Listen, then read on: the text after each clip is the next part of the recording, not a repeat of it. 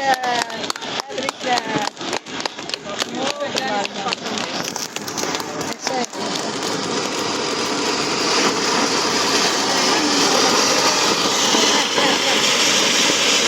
Selam Ateş'te görmüştük.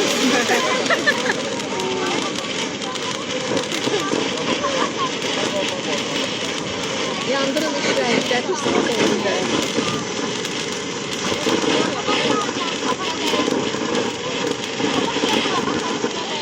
Hadi yanır, şeyler de yanır. Görünə Evet qəşəng. biraz qabağa gəl.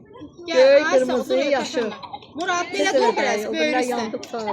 Elə yox, biraz heybətə böyürdün. Sizə deymir, qorxmayın. Ora baxın, bura baxın siz. Bəli, kameraya baxın, video çəkənə. Qorxmayın, heç şeydən qorxmayın. Tüstü də belə. Rəyli tüstü də gəlir. İndi açsınlar qapaqlarını. Açsınlar.